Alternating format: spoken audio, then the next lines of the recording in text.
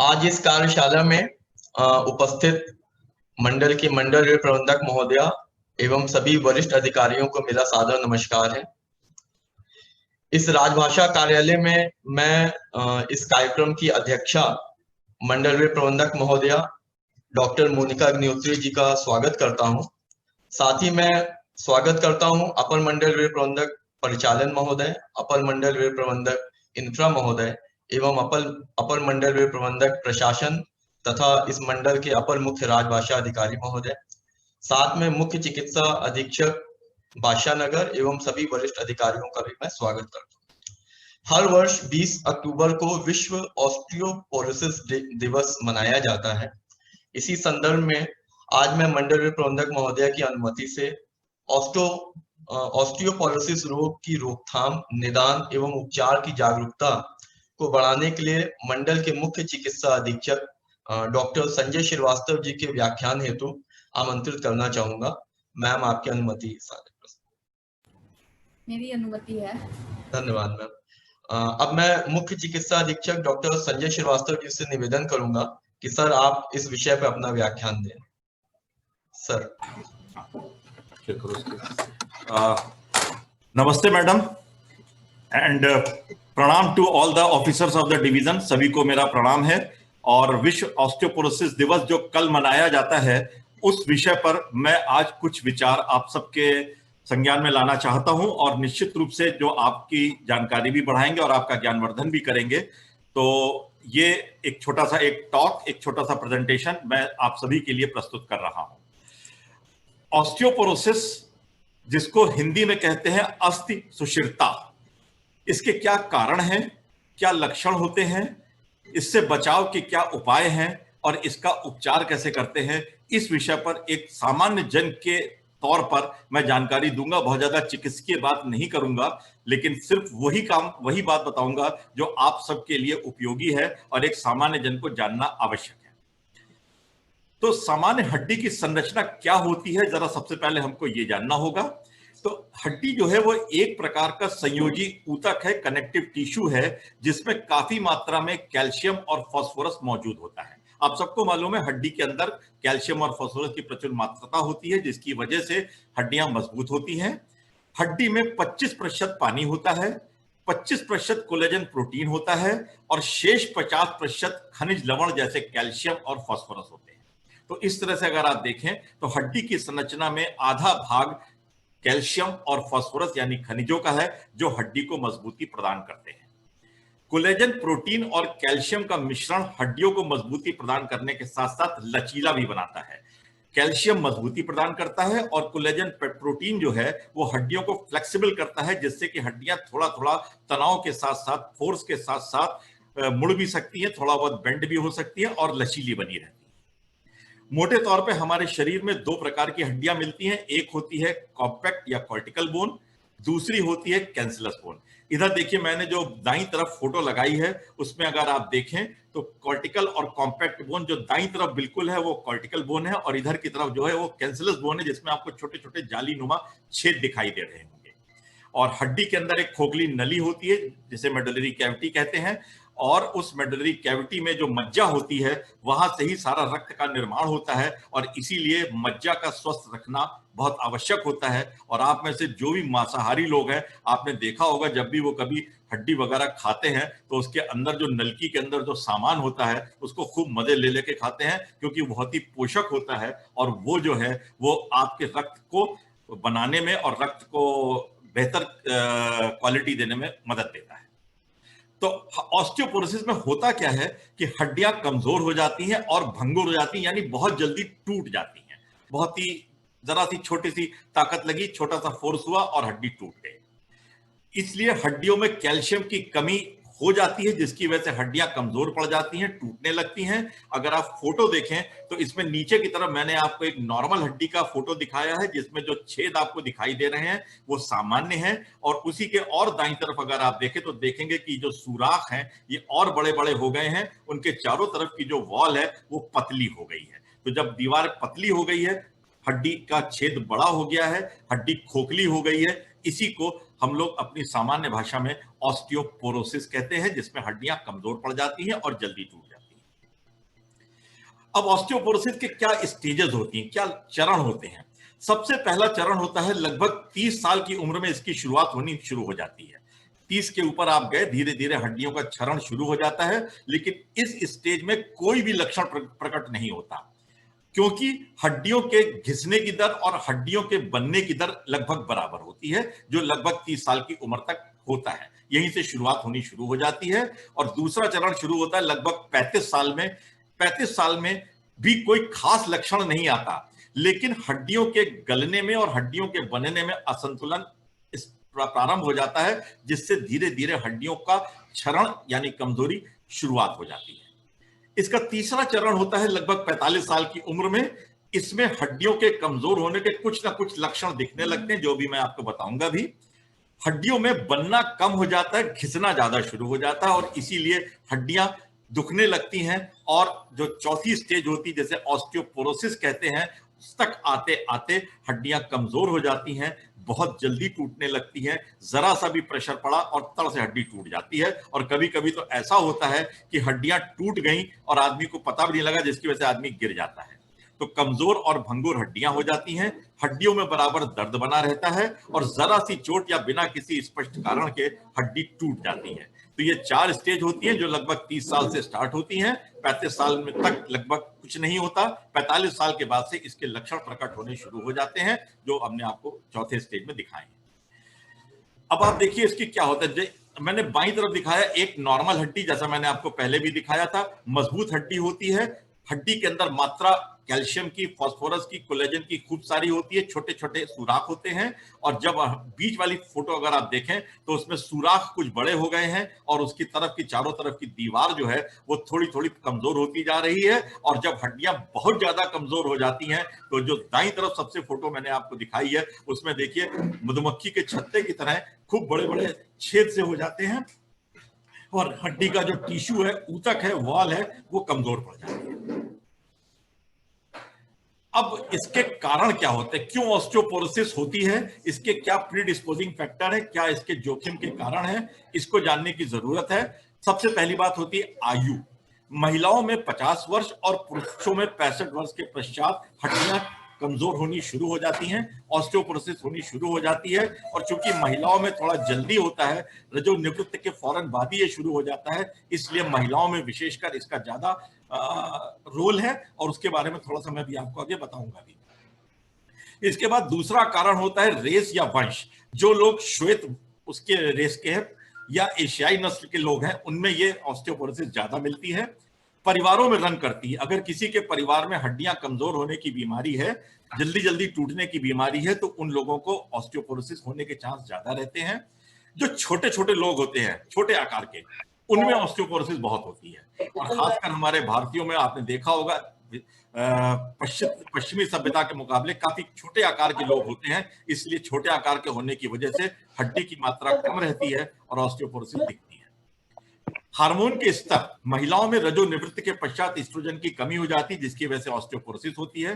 65 साल की उम्र तक आते आते पुरुषों में टेस्टोस्टेरोन की कमी होने लगती है, हड्डियां कमजोर पड़ने लगती हैं।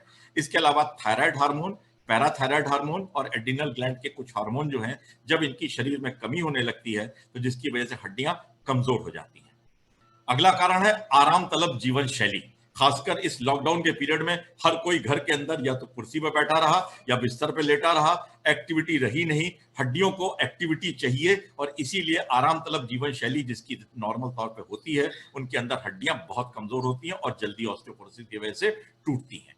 तनाव हर किसी को आजकल है, लेकिन अधिक तनाव रहने पर हड्डियां भी उसी हिसाब से बिहेव करती हैं, और बिहेव करने के नाते वो कमजोर पड़ के टूटने भी लगती हैं। जो लोग धूम्रपान करते हैं, उनकी हड्डियां कमजोर होती हैं।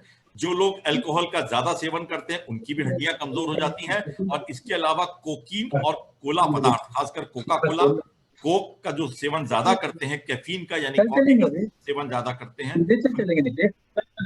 हेलो हेलो हेलो, मेरी आवाज पहुंचे? I am audible? हेलो, हाँ sir, you are audible. Mic बंद कर लें। जिसका माइक ऑन है प्लीज उसको ऑफ कर ले, तो थोड़ा सा रेजोनेंस कम हो जाएगी। तो कैफीन ज्यादा सेवन करने से या कोला पदार्थ, कोक, पेप्सी वगैरह वगैरह लेने से हड्डियां कमजोर रहती हैं। कारण मैं भी आपको बताऊंगा। इसके अलावा कुछ फैक्टर्स होते हैं जो खाने में कम कैल्शियम का उन्होंने सेवन बोली करना, नहीं कि वो सब करती परेशान है, ठाक नहीं करा भेज दीजिए वो। हाँ आर्टिस्ट बना। कम कैल्शियम का सेवन करना, भोजन के विकार। एनोरेक्सिया एक बीमारी होती है जिसमें भूख नहीं लगती। जब भूख नहीं लगती तो लोग कम खाते हैं। कम खाने की वजह से खनिज पदार्थ खाने में न पहुंचने की वजह से हड्डियां कमजोर होने लगती हैं। इसके अलावा वो लोग जिनके अंदर आंतों की बीमारियां हैं या आंतों की सर्जरी हुई है, उनमें कैल्शियम एब्जॉर्ब नहीं हो पाता है, तो कैल्शियम की कमी होने लगती है, हड्डियां कमजोर होती हैं। कुछ दवाइयों की वजह से भी हड्डियों में कैल्शियम और फास्फोरस की कमी से हड्डियां कमजोर होती हैं। जैसे मिर्गी के दौरों की दवाइयां, जैसे एप्टवाइन है या और टेग्रेटॉल टाइप की ग्रुप की दवाइयां जो हैं, जो लोग लेते हैं, उनकी हड्डियां कमजोर रहती हैं। गैस्ट्रिक रिफ्लेक्स कम करने वाली दवाइयां, खासकर जैसे ओसिड, ओमिप्राजोल, पेंटोप्राजोल, रेबिप्राजोल, ये जो ज्यादा लोग खाते हैं, जिनको ज्यादा एसिडिटी की शिकायत रहती है, उनकी हड्डियां अक्सर कमजोर हो जाती हैं। जो लोग कैंसर की दवाइयों का सेवन करते हैं, उनमें भी हड्डियां कमजोर हो जाती हैं। और जिन्होंने ट्रांसप्लांट कराया है, चाहे किडनी या लिवर या कार्डियक ट्रांसप्लांट, तो उसमें उस ट्रांसप्लांटेड ऑर्गन को रोकने के लिए जो दवाइयां चलाई जाती हैं, वो भी हड्डियों को कमजोर करके ऑस्टियोपोरोसिस करती हैं। और इसके अलावा जो स्टेरॉइड्स खाते हैं, खासकर जो दमे के मरीज हैं या कुछ बीमारियों में जिनमें स्टेरॉइड ही इलाज है, जब बहुत ज्यादा सेवन होता है, अत्यधिक मात्रा में सेवन होता है, जिसकी वजह से हड्डियां जो हैं वो कमजोर पड़ जाती हैं और क्षण भंगुर होकर और भंगुर होकर के टूटने लगती है। तो अगर आप देखें तो एक छोटा सा फॉर्मूला मैंने बनाया है ऑस्टियोपोरोसिस के लिए। Excess, A for alcohol use, ज्यादा अल्कोहल का सेवन हड्डियों को कमजोर करेगा। कॉर्टिकोस्टेरॉइड्स, डेक्सामेथासोन जिसे डेकाड्रॉन कहते हैं, प्रेडनिसोलोन, मेड्रोल जिसे कहते हैं, प्रेडनिसोलोन कहते हैं, तो ज्यादा इस्तेमाल करता है, उससे हड्डियां कमजोर होती हैं। कैल्शियम लो, कम खाने में कैल्शियम है, उनमें होगी। लो ईस्ट्रोजन, खासकर जो रजोनिवृत्त महिलाएं होती हैं, जिनमें ईस्ट्रोजन का लेवल कम हो जाता है, उनमें ऑस्टियोपोरोसिस होगी। बहुत ज्यादा जो धूम्रपान करते हैं उनमें, और सीडेंटरी लाइफस्टाइल, आराम तलब जीवन शैली, जिनका कोच पोटैटो जिसके लिए वर्ड कहा जाता है, कि कुछ नहीं करना, सिर्फ कुर्सी पर बैठे बैठे रिमोट से सारा काम करना। घर से उठे कुर्सी से, कार की कुर्सी पे बैठ गए, दफ्तर में आए फिर कुर्सी पे बैठ गए, और घर में जाके फिर पसर गए। तो ये जो आराम तलब जीवन शैली है, ये हड्डियों को कमजोर करने का बहुत बड़ा कारण है। अब इसके लक्षण क्या होते हैं? कैसे पता लगेगा कि मेरी हड्डियां कमजोर हो रही हैं या ऑस्टियोपोरोसिस मेरे अंदर शुरू हो गई है? पीठ की हड्डियों में दर्द, खासकर कमर दर्द जो होता है, इसका बहुत बड़ा कारण खासकर महिलाओं में 50 के ऊपर ऑस्टियोपोरोसिस होती है, कैल्शियम की कमी होती है। तो पीठ की हड्डियों में दर्द होगा, कमर में दर्द होगा, प्रभावित क्षेत्र की हड्डियों में दर्द होगा। जहां जहां हड्डियों में कैल्शियम की कमी हो रही है, वहां वहां जो है वो दुखने लगती है। और उसके बाद ऊंचाई कम होते जाना।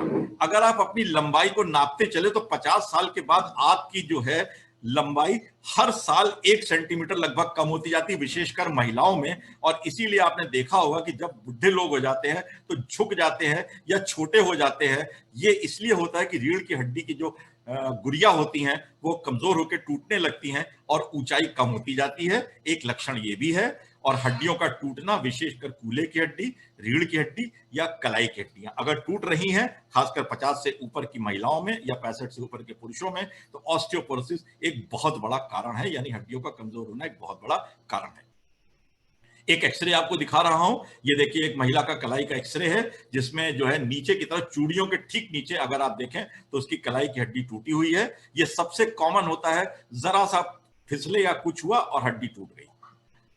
ये रीढ़ की हड्डी का मैं आपको एक्सरे दिखा रहा हूं। इसमें देखिए हड्डियां जो हैं ये टूटने की वजह से समोसे के आकार की, तिकोनी आकार की हो जाती हैं। हालांकि यहाँ पॉइंटर में नहीं इस्तेमाल कर पा रहा हूं, लेकिन अगर आप देखें तो ये हड्डी जो है, देखिए ये पतली हो गई है, टूट गई है, जरा सा लोड पड़ा, और इसीलिए देखिए ये कुबड़ सा निकल आता है, जिसकी वजह से धीरे धीरे हाइट कम होने लगती है। जैसे जैसे उम्र बढ़ती जाती है और हड्डियां कमजोर होती जाती हैं, टूटने लगती है, टूटने की वजह से हड्डियां कमजोर होती जाती हैं और हाइट कम होती जाती है। अब इसकी पहचान कैसे करेंगे कि आपको ऑस्टियोपोरोसिस है कि नहीं है? इसके लिए जो सबसे अच्छी चीज है वो है bone mineral density, BMD test कहलाता है, डेक्सा टेस्ट कहलाता है। ये गोल्ड स्टैंडर्ड है, जो अपने लखनऊ में भी होता है, 800 हजार रुपए में होता है। ये आपको हड्डियों में कैल्शियम की मात्रा कितनी है ये बताता है, और ये गोल्ड स्टैंडर्ड टेस्ट है। अगर आपको पता करना है तो आप इससे पता कर सकते हैं। इसके अलावा एक्सरे से कुछ जानकारियां मिल जाती हैं। डेक्सा स्कैन, जैसे मैंने अभी आपको बताया, रीढ़ की हड्डी और कूल्हे की हड्डियों में खनिज तत्वों की घनत्व की माप, और कभी कभी एड़ी की हड्डी से भी हम लोग माप लेते हैं। तो इससे जो है हम लोग को पता लग जाता है कि शरीर में हड्डियों में कितना कैल्शियम है और कितनी हड्डियां मजबूत हैं। इसके अलावा एक QCT स्कैन होता है, कंप्यूटराइज्ड टोमोग्राफी स्कैन होता है, जो कमर और फोरान की हड्डियों में घनत्व को मापता है। और एक QUS अल्ट्रासाउंड होता है, जिसमें ध्वनि तरंगों के द्वारा एड़ी की, टांग की, टिबिया हड्डी या उंगलियों की हड्डी में घनत्वता की माप करते हैं। ये सारे ही टेस्ट सजेस्टिव होते हैं। जो गोल्ड टेस्ट है VMD के लिए वो है ये डेक्सा स्कैन, जिससे सही सही हड्डियों में कैल्शियम की मात्रा का पता करके हड्डियों की मजबूती के बारे में जानकारी मिलती है। ये देखिए, मैंने आपको सिर्फ एक स्कैन दिखाया है, जिसमें आप देख सकते हैं इधर की तरफ ये स्कैन लिया गया है। बस ये दो चीजें हम आपको बताना चाह रहे थे। इसमें T स्कोर और Z स्कोर नाम की दो चीजें होती हैं। -1 वाला ये जो नीला वाला कॉलम है, ये नॉर्मल होता है। इसके ऊपर नॉर्मल है, इसके नीचे का अगर आता है ग्राफ, तो इसका मतलब आपकी हड्डियां कमजोर है। ये एक स्लाइड मेरी बड़ी पेट स्लाइड है। मोदी जी का स्लोगन है, बेटी बचाओ बेटी पढ़ाओ। और खासकर नवरात्र मां शक्ति का एक पर्व है, और इसलिए मैंने ये स्लाइड आप सबके सामने रखी है, क्योंकि लड़कियों के स्वास्थ्य के बारे में हम सब लोग बहुत ही बेखबर अब रहते हैं। और यही वो उम्र होती है जब लड़कियों के कैल्शियम जमा होता है, जिसको बोन बैंक कहते हैं। किसी भी मतलब बच्चे के लिए प्रारंभिक 20 से 25 वर्ष तक जितना ज्यादा से ज्यादा हड्डियों में कैल्शियम वो जमा कर लेगा, उसको हम लोग पीक बोन मास कहते हैं। क्योंकि 25 साल के बाद कोई भी कैल्शियम हड्डियों में जमा नहीं होता।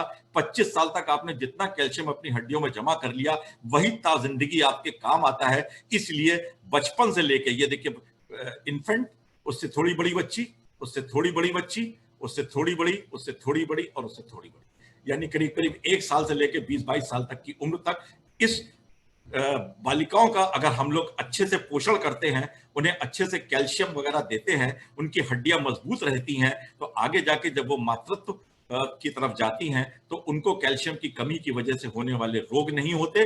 और बाद में 50 साल की उम्र के बाद जब उनको ऑस्टियोपोरोसिस की संभावना रहती है, तो वो काफी कुछ उसको मैनेज कर लेती है। इसलिए बच्चों में और खासकर बालिकाओं में शुरू के जो 20-25 साल है, उसमें उनके आहार पे ध्यान देना बहुत आवश्यक है। इसके बाद बचने के उपाय, आहार में हर एक को संतुलित आहार लेना चाहिए, जिसमें कार्बोहाइड्रेट, फैट्स, प्रोटीन, विटामिन, खनिज तत्व एवं जितने माइक्रो न्यूट्रिएंट्स होते हैं, जैसे सेलेनियम है, जिंक है, वगैरह वगैरह, सब संतुलित मात्रा में रहें तो हड्डियां मजबूत रहेंगी। कैल्शियम से भरपूर आहार पदार्थ जैसे दूध एवं दूध से बने पदार्थ, दही, पनीर, छाछ, मट्ठा, आइसक्रीम आदि, हरी पत्तेदार सब्जियां जैसे गोभी, पालक, बादाम, मांसाहारी पदार्थ जो इसके शौकीन हैं, विशेषकर मछली, ये कैल्शियम के बहुत ही रिच सोर्स है। विटामिन डी से भरपूर पदार्थ जैसे कि अंडे, मछलियां, जिगर या विटामिन डी से युक्त डेयरी पदार्थ। बस यहां पर आपको ये बताना चाह रहा था कि विटामिन डी कैल्शियम के लिए बहुत जरूरी है, क्योंकि कैल्शियम का खाने से जो शरीर में एब्जॉर्प्शन होता है वो विटामिन डी की मौजूदगी में होता है। और जो सबसे बड़ी बात यह, विटामिन डी जो है वो अक्सर नॉन वेज फूड में ही ज्यादा मिलता है, जैसे अंडों में, मछलियों में या जिगर में। और जितने भी आपके वेजिटेरियन डाइट हैं, उनमें किसी में भी ये विटामिन डी की मात्रा नहीं मिलती है। इसलिए अगर नहीं है आहार में विटामिन डी, तो आपको दवा के जरिए इसकी पूर्ति करना आवश्यक हो जाता है। ये कुछ मैंने टॉप फूड्स लिखे हैं, जैसे देखिए सबसे पहले साल्मन फिश, मछलियां, salmon fish, cat fish, almond butter, बादाम, चीज यानी पनीर, योगर्ट यानी दही, ट्यूना फिश, अंडे, ब्रोकोली यानी जो फूल गोभी होती है, दूध और सोयाबीन। ये जो है कुछ पदार्थ हैं जिनसे आपको कैल्शियम और विटामिन डी की मात्रा मिलती है और आपकी हड्डियां मजबूत रहती हैं। सेकंड है व्यायाम, बहुत आवश्यक है। जितना आप एक्टिव रहेंगे उतनी आपकी हड्डियां मजबूत रहेंगी, उतने ही आपके जोड़ लचीले रहेंगे। तो व्यायाम करिए। योग की एक मुद्रा मैंने देखी आपको दिखाई है। इसी तरीके से अगर आप व्यायाम अपनी जिंदगी में कुछ समय रोज करते हैं तो आपकी हड्डियां मजबूत रहेंगी, जोड़ लचीले रहेंगे, आपकी मांसपेशियां मजबूत एवं ताकतवर बनी रहेंगी, बेहतर संतुलन रहेगा, आपको असंतुलन की शिकायत होने से गिरने की संभावनाएं कम हो जाएंगी, आपका हृदय स्वस्थ रहता है, मस्तिष्क स्वस्थ रहता है और कुल मिलाकर अगर आप एक रेगुलर एक्सरसाइज शेड्यूल रखते हैं तो आप एक सुंदर, स्वस्थ, क्रियाशील तन और मन के स्वामी होते हैं, जो निश्चित रूप से आपके जीवन की गुणवत्ता को बढ़ाने में सहयोग देता है। तो इसलिए मेरा आप सबसे अनुरोध है कि अपने आप को एक्टिव रखिए। जितना एक्टिव रखेंगे उतना ही आपकी सारा शरीर एक्टिव रहता है, और विशेषकर हड्डियां और जोड़ तो इसके लिए बहुत ही इंपॉर्टेंट है। अब व्यायाम किस तरह के हो सकते हैं? एक तो होता है जिसमें आप अपने शरीर का वेट इस्तेमाल करते हैं, जैसे कि तेज तेज चलना, जॉगिंग, सीढ़ियां चढ़ना उतरना, खेलना, नृत्य करना। नृत्य करने से बढ़िया एक्सरसाइज कोई नहीं है, क्योंकि इसमें आपकी सारे जोड़, मसल्स, एक्सरसाइज सब करते हैं, और आपको एक संतुलन भी आपका अच्छा रहता है और मजबूती भी हड्डियों की और जोड़ों की बनी रहती है।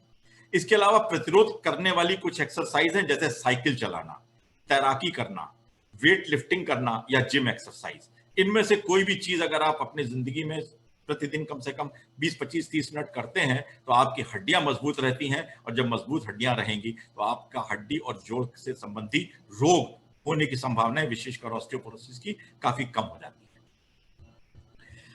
इसके अलावा कुछ कारगर उपाय और आदतें, जैसे अगर आप स्मोकिंग करते हैं, धूम्रपान करते हैं, इसको छोड़ दीजिए। अल्कोहल को सेवन न करें तो ज्यादा अच्छा है। अगर आदत है ही है, मजबूर है, तो बहुत कम मात्रा में, जो हम लोग मेडिकल टर्म्स में कहते हैं 60 ml यानी 2 पैक, इससे ज्यादा अल्कोहल आपके स्वास्थ्य के लिए हानिकारक है। कोला पदार्थ, खासकर बच्चों में आपने देखा होगा, खाना भी खाएंगे तो साथ में पेप्सी लेके बैठे रहेंगे, कोका कोला लेके बैठे रहेंगे। तो जो बच्चे ये कोका कोला वाले पदार्थ यानी पेप्सी या कोक टाइप के इस्तेमाल करते हैं, उनकी हड्डियां बहुत कमजोर होने लगती हैं। इसलिए बच्चों में विशेषकर इसका ध्यान रखें कि ये कोल्ड ड्रिंक जो आते हैं ये उनके लिए सेहतमंद नहीं है। हड्डियों को नुकसान पहुंचाने वाली औषधियां, जैसे मैंने बताया, कुछ मिर्गी की दवाएं, स्टेरॉइड्स वगैरह, इनका कम से कम प्रयोग करें या बिल्कुल ना करें तो ज्यादा अच्छा है, अगर मेडिकली इंडिकेटेड नहीं है तो। हड्डियों को कमजोर करने वाली बीमारियों का समुचित इलाज लें। बहुत सी बीमारियां हैं जिनमें हड्डियां कमजोर होती जाती हैं, उनका इलाज लें। तनाव रहित सक्रिय जीवन शैली अपनाएं। टेंशन सबको है, दुनिया में जिस दिन हम लोग आते हैं उसी दिन से तनाव शुरू हो जाता है, और जिस दिन आखिरी सांस लेते हैं तब तक तनाव मुक्त रहते हैं, तनाव रहित नहीं हो पाते हैं। इसलिए कोशिश करिए कि तनाव रहित रहें और सक्रिय जीवन शैली अपनाएं। इसके अलावा एक सामाजिक सपोर्ट ग्रुप बनाकर रखें। हर किसी को एक कंधे की जरूरत होती है अपनी भावनाओं को शेयर करने के लिए, और वो कंधा अगर उसे उपलब्ध है तो उसकी जिंदगी इमोशनली स्टेबल रहती है। इसलिए एक सामाजिक सपोर्ट ग्रुप बनाइए। परिवार का ग्रुप है तो अच्छी बात है, नहीं तो अपना एक ग्रुप बनाइए और उसमें अपनी सारी भावनाएं, अच्छी बुरी सब तरह की भावनाओं को शेयर करने से आप अंदर से हल्के हो जाते हैं। अंदर का बोझ जब कम हो जाता है तो आपका जीवन भी तनाव रहित हो जाता है और आप अपने स्वास्थ्य के प्रति कमिटेड होते हैं। अब ऑस्टियोपोरोसिस का उपचार क्या है? कैल्शियम एवं विटामिन डी से भरपूर भोज्य पदार्थों का सेवन करें। जैसा मैंने बताया है, जो मांसाहारी हैं उनके लिए मछली बहुत अच्छी चीज है, अंडे हैं, दूध और दूध से बने पदार्थ हैं, और हर किसी को 1 से 1.5 ग्राम कैल्शियम डेली रिक्वायरमेंट है, और 800 इंटरनेशनल यूनिट विटामिन डी की आवश्यकता होती है। अगर आप देखें विटामिन डी शरीर में अगर 0 से 12 के लेवल पे है तो उसकी कमी है। हम लोगों को चाहिए कि 25 से 50 के विटामिन डी के लेवल में रहें तो हमारा शरीर पूरी तरह से एक्टिव रहता है, वरना भिन्न भिन्न प्रकार के दर्द, भिन्न भिन्न प्रकार के मूड वेरिएशंस और चिड़चिड़ापन, ये सब चीजें आने लगती हैं। और अक्सर मैंने देखा है कि जो अपनी प्रैक्टिस में अब तक 35 साल की ऑर्थोपेडिक प्रैक्टिस में, हम हिंदुस्तानियों के अंदर विटामिन डी का लेवल बहुत कम है। कुछ जेनेटिक है, कुछ हम लोगों का, जबकि हम लोग ऐसे देश में रहते हैं जहां सूरज की कमी नहीं है, और जो लोग सूरज में रहते हैं उनको विटामिन डी की कमी नहीं होनी चाहिए, लेकिन फिर भी कुछ हमारे जीन्स इस तरह के हैं कि सूरज की कमी न होने के बावजूद भी हमारे शरीर में विटामिन डी की बहुत कमी रहती है, और विटामिन डी की कमी के चलते हम सब कहीं ना कहीं तनावग्रस्त भी रहते हैं, शारीरिक रूप से स्वस्थ भी नहीं रह पाते हैं। इसलिए कोशिश करिए कि अपने विटामिन डी की जांच करा लीजिए और अपने लेवल को 25 से 50 के बीच में रखने की कोशिश करिए, तभी आप एक स्वस्थ जीवन जी पाते हैं। जैसा मैंने लिखा भी है, ऑप्टिमल है 30 से 50। 1 से 1.5 ग्राम कैल्शियम और 800 इंटरनेशनल विटामिन डी चाहिए। खाने से आपको करीब करीब 500-800 ग्राम मिल जाता है। अगर नहीं पूरा मिल पा रहा है तो आपको कैल्शियम की गोली लेने में कोई नुकसान नहीं है, और मैं हर किसी को इसीलिए सलाह भी देता हूं कि 40 के ऊपर, चाहे वो पुरुष हो चाहे वो स्त्री हो, उसको अपने खाने में 1 कैल्शियम की गोली और 1 एंटीऑक्सीडेंट जरूर लेना चाहिए, कि उम्र के साथ होने वाली परेशानियां कम हो जाएं और हड्डियां मजबूत रहें। ये विटामिन डी की मैंने रिक्वायरमेंट देखी लिखी है, बच्चों में लगभग 400 यूनिट और चिल्ड्रन एंड टीन्स में 600 यूनिट, 70 साल तक बड़ों में 600 इंटरनेशनल यूनिट, 70 साल से ऊपर 800, और जो प्रेग्नेंट लेडीज हैं या जो बच्चों को दूध पिला रही हैं उनमें 800 इंटरनेशनल यूनिट चाहिए। और अगर आपके खाने से विटामिन डी नहीं मिल पा रहा है, सूरज की रोशनी में भी पर्याप्त विटामिन डी नहीं बन पा रहा है, तो मेहरबानी करके आप विटामिन डी को लीजिए। और अब तो विटामिन डी के बारे में यह कहा जाता है कि यह मास्टर विटामिन है जो पूरे के पूरे शरीर की प्रक्रिया को नियंत्रित करता है और स्वास्थ्य प्रदान करने में इसका सबसे इंपॉर्टेंट रोल है, और जो हम हिंदुस्तानियों में दुर्भाग्यवश बहुत मिल रहा है। तो विटामिन डी के बारे में बहुत सतर्क रहिए। और मैं आप सबसे यही कहूंगा कि 60,000 इंटरनेशनल यूनिट का जो सैशे आता है या जो टैबलेट आती है, हफ्ते हफ्ते आप 10 हफ्ते ले लीजिए, 30 से 50 के बीच में आपका लेवल आ जाएगा। उसको मेंटेन करने के लिए आप महीने में एक टैबलेट 60,000 यूनिट विटामिन डी की या सैशे जरूर ले लीजिए। शरीर में विटामिन डी की कमी किसी भी कंडीशन में नहीं होनी चाहिए, वरना कैल्शियम भी नहीं अब्जॉर्ब होगा और हड्डियां तो कमजोर पड़ेंगी। इसके अलावा शरीर की जो अन्य प्रक्रियाएं हैं वो भी सुस्त पड़ जाती हैं और आप बीमारी ग्रस्त हो जाते हैं। हड्डियों का ऑस्टियोपोरोसिस को ठीक करने के लिए जो दवाइयां होती हैं वो उसमें मोटी मोटी तौर पे आपको बस बता दे रहा हूं। कुछ ऐसे होती हैं जो हड्डियों का घिसना कम करती हैं, जैसे बिस्फॉस्फोनेट्स हैं, और इसमें बहुत सारी आती है, राइसोफॉस है, ऑस्टियोफॉस है। हार्मोन्स दिए जाते हैं जैसे ईस्ट्रोजन और प्रोजेस्टेरॉन, खासकर जो रजोनिवृत्त महिलाएं होती हैं जिनमें हड्डियां कमजोर होने के चांसेस तेजी से होते हैं, उनमें हम लोग ईस्ट्रोजन या प्रोजेस्टेरॉन के इंजेक्शन भी देते हैं ताकि हड्डियां कमजोर ना पड़े। सर्म्स का एक ग्रुप है, selective estrogen regulator moderator drugs होती हैं, इनका इस्तेमाल करते हैं। एक नई दवा आ गई है कैल्सिटोनिन नेजल स्प्रे, नाक में इसका छिड़काव कर देते हैं तो कैल्सिटोनिन हार्मोन जो हड्डी को घिसने से कम कर देता है। डेनोसुमैब एक नई दवा आई है जिसमें हर 6-6 महीने पर इंजेक्शन लगाए जाते हैं ताकि हड्डियां कमजोर ना पड़े। इबेंडोनेट एक दवा है जो 3-3 महीने पर सीधे नस में दी जाती है, और आजकल जो प्रीफर की जा रही है वो है जोलिड्रोनिक एसिड, क्योंकि साल में से सिर्फ एक बार लेना पड़ता है, सीधे नस में इसका इंजेक्शन लगता है, हॉस्पिटल में रह के लगवाना पड़ता है ताकि कोई एडवर्स रिएक्शन हो तो उसको मैनेज किया जा सके। तो साल में अगर एक जोलिड्रोनिक एसिड का इंजेक्शन लग जाता है, खासकर 50 से ऊपर की महिलाओं में या 65 से ऊपर के पुरुषों में, तो हड्डियों में कैल्शियम की मात्रा कम होने के चांस और ऑस्टियोपोरोसिस होने के चांस काफी कम हो जाते हैं। एक ग्रुप हड्डियों की दवाओं का ये है। दूसरा ग्रुप वो है जो हड्डियों को बनाती हैं या उनका बनने में मदद करती हैं। उसमें आता है पैराथायराइड हार्मोन का इंजेक्शन जो डेली लगाया जाता है, जैसे इंसुलिन का इंजेक्शन लगता है इसी तरह से प्रतिदिन इसको लगाया जाता है, खाल के नीचे दिया जाता है। और एक और दवा आ गई जो हिंदुस्तान में भी अवेलेबल नहीं है, वो है स्ट्रॉन्शियम रेलिनेट। ये 2 ही दवाएं ऐसी जो नई हड्डी बनाने में अपना रोल प्ले करती हैं। बाकी हम लोग मोटे तौर पर ऊपर वाला ग्रुप इस्तेमाल करते हैं क्योंकि ये कॉमन है, कई सालों से इस्तेमाल हो रहा है, कोई ऐसा दुष्प्रभाव भी देखने को नहीं मिला है, इसलिए ये 2 ग्रुप की दवाइयां हम लोग ऑस्टियोपोरोसिस के इलाज में इस्तेमाल करते हैं। जब हड्डी कमजोर हो गई और टूट गई तो उसके इलाज के लिए या तो प्लास्टर लगाया जाता है, ब्रेस यानी पट्टा पहनाया जाता है, या ऑपरेशन किया जाता है। लेकिन सभी कंडीशन में प्रचुर मात्रा में कैल्शियम और विटामिन डी देना बहुत आवश्यक है, क्योंकि अगर हड्डी टूट गई है तो हड्डी को जुड़ने के लिए, हड्डी को बनने के लिए अगर बॉडी में कैल्शियम और विटामिन डी नहीं होगा तो नई हड्डी बनेगी नहीं, हड्डी जुड़ेगी नहीं और नई समस्याएं खड़ी हो जाएंगी।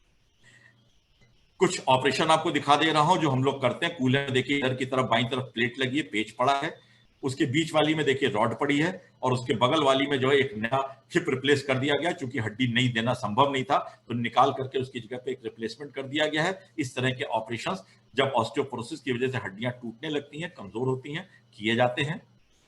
रीढ़ की हड्डी में क्या करते हैं? रीढ़ की हड्डी में अगर जैसे देखिए ये हड्डी टूटी हुई है, पतली पड़ गई है, तिकोनी समोसे की तरह हो गई है, ये नॉर्मल है, ये नॉर्मल है, तो इसमें हम लोग बोन सीमेंट टाइप की एक चीज डाल करके इसको फुला देते हैं और फुला करके इसको इसकी हाइट के बराबर ले आते हैं। तो इससे क्या होता है कि जो ये आपका नीचे कुबड़ सा निकल रहा था ये कम हो जाता है।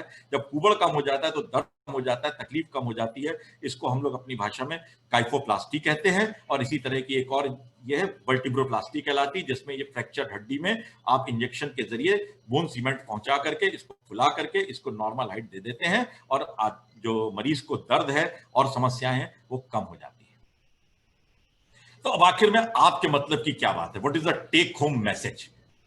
तो सबसे पहले अपने शरीर, खासकर हड्डियों के प्रति बहुत सचेत रहें, क्योंकि ये हड्डियां आपकी बॉडी का सरिया है, स्टील फ्रेम है जिसपे आपकी बॉडी खड़ी है। और अगर ये सरिया जंग खा गया, कमजोर हो गया, तो कुदरती बात है शरीर भी कमजोर पड़ जाएगा। जीवन के शुरुआती 20 से 25 वर्षों में अपनी हड्डियों रूपी बैंक में ज्यादा से ज्यादा कैल्शियम जमा करें, विशेषकर लड़कियों के लिए, क्योंकि लड़कियों को आगे जाके मां बनना है, बच्चे होने हैं, दूध पिलाना है, सब में कैल्शियम की जरूरत पड़ेगी। इसलिए 20 से 25 साल तक जितना अपनी खुराक के जरिए वो कैल्शियम अपनी हड्डियों में जमा कर लेंगी, वही उनकी जिंदगी में ताजिंदगी काम आना है, बाद में कुछ नहीं बनना। इसलिए बोन बैंक अपना मजबूत करने की कोशिश करें, विशेषकर लड़कियों में।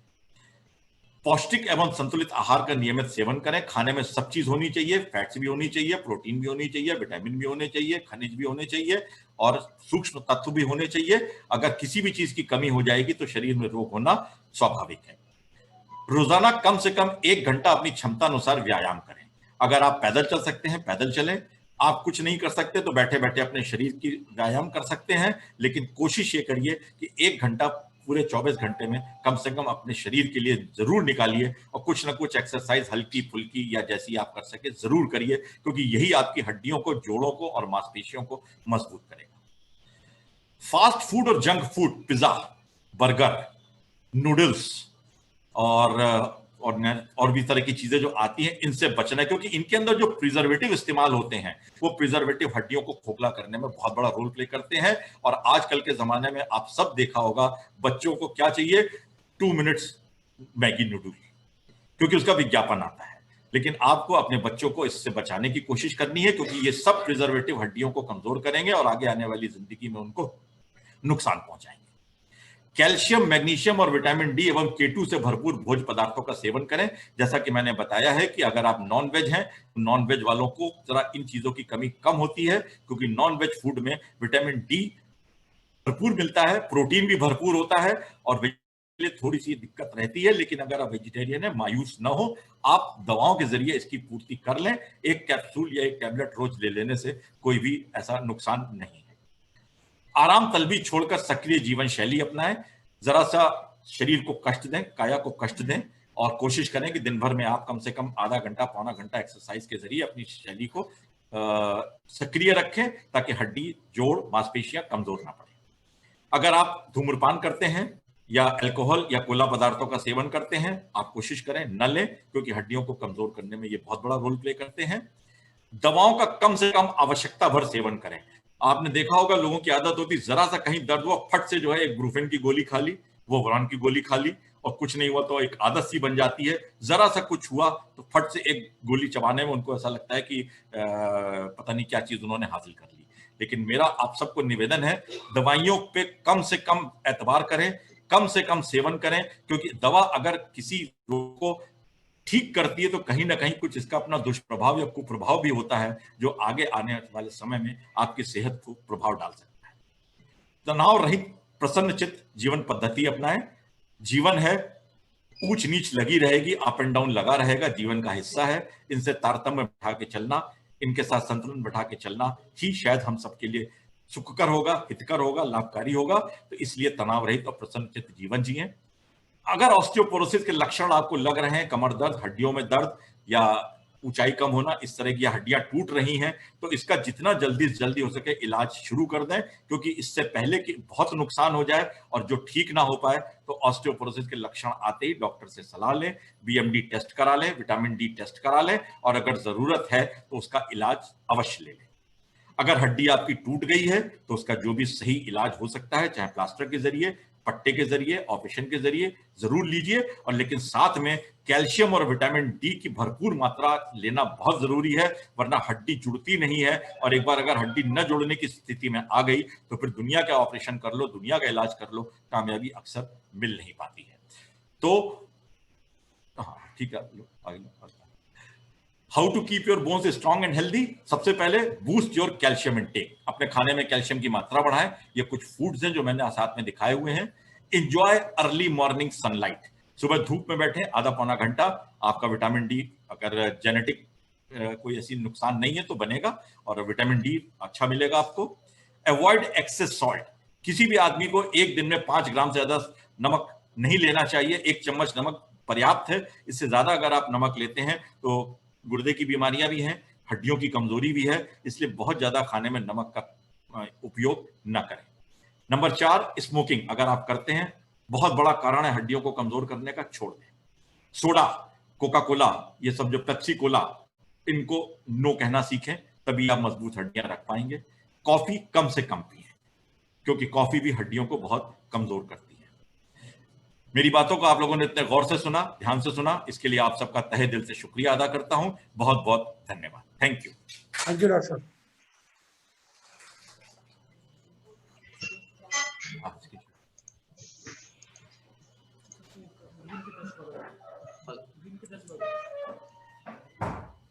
धन्यवाद सर, आपने आज ऑस्टियोपोरोसिस रोग की रोकथाम और निदान के संबंध में इतनी महत्वपूर्ण जानकारियां हम सभी के साथ साझा की, और मुझे पूर्ण विश्वास है कि हम तो इससे फायदा उठाएंगे, साथ में अपने परिवार को भी इन सारी इंफॉर्मेशन को जो है जरूर शेयर करेंगे। Thank you so much sir. अब मैं इस कार्यशाला की अध्यक्षा मंडल ऋण प्रबंधक महोदया से अनुमति चाहूंगा कि इस कार्यशाला का समापन करें।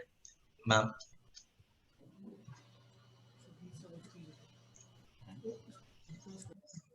CMS बादशाह नगर डॉक्टर संजय श्रीवास्तव, उपस्थित अपर मंडल रेल प्रबंधक, अन्य अधिकारी, बादशाह नगर हॉस्पिटल के डॉक्टर्स और अन्य अधिकारी तथा साथियों, आज डॉक्टर साहब ने जो भी हम लोगों को ऑस्टियोपोरोसिस के बारे में बताया, ये शायद हम लोगों ने पहले भी सुना होगा और थोड़ी बहुत जानकारी सभी को है कि एक उम्र के बाद हड्डियों की देखभाल बहुत आवश्यक होती है और कैल्शियम का इंटेक हमारा जरूर ठीक प्रकार से होना चाहिए।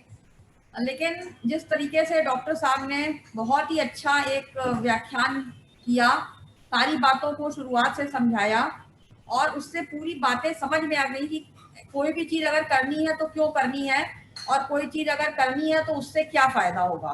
तो उन्होंने कारण, उपचार और ये सारी चीज़ें बहुत ही अच्छे तरीके से, और जबकि ये बहुत ही जिसे कहना चाहिए कि मेडिकल कंडीशन है जिसको कि एक नॉन मेडिको कॉमन पीपल को समझा पाना इतना आसान नहीं होता है, लेकिन उन्होंने अपने जो भी चित्र थे, डायग्राम्स थे और उसके साथ अपना जो उन्होंने सारी नॉलेज को उन्होंने बड़े ही सिंपल टर्म्स में हमारे साथ साझा किया।